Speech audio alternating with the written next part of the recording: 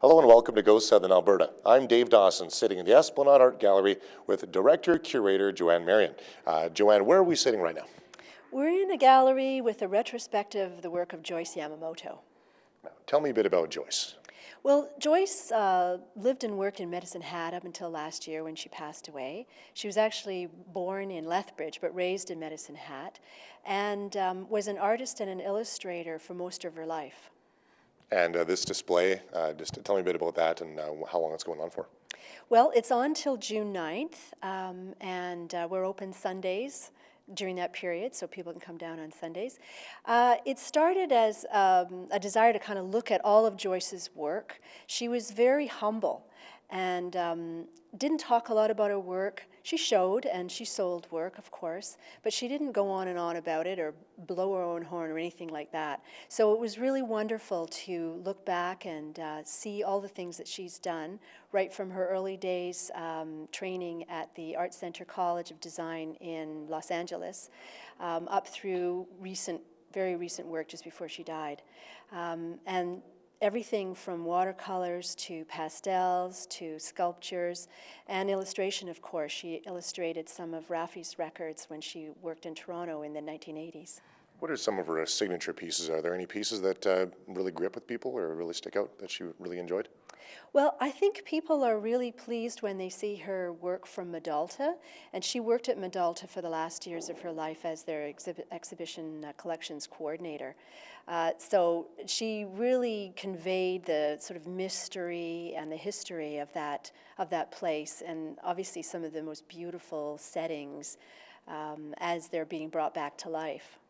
What kind of memories come across your mind when you walk into this exhibit when you look at some of Joyce's work? Well, Joyce was a friend of mine, and she was also a volunteer at the gallery. And one of the reasons I put this show on at the same time as school art is that Joyce used to volunteer for school art.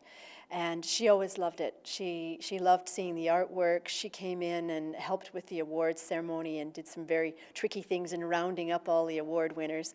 And so I think it just warms my heart to see how many pieces were loaned to this exhibition by their owners, and how many people were touched by Joyce and by her artwork and will be remembering her very, very fondly. Is there a specific pattern to the way things are laid out in this room, or is there a timeline, or is there order of priority or anything like that? Well, we didn't go with a timeline because Joyce didn't always put dates on her work. But what we've done is organize them by portraits and then still lives and then some early views of her life in the 1980s and then through Medalta and finally to some work that she did based on her Japanese heritage. Is there anything else you'd like to add about this exhibit? Well, I think people will find it very delightful, and I think there'll be lots of surprises for people who knew Joyce well. What's some advice for someone maybe who isn't necessarily into art that should come out and check this out?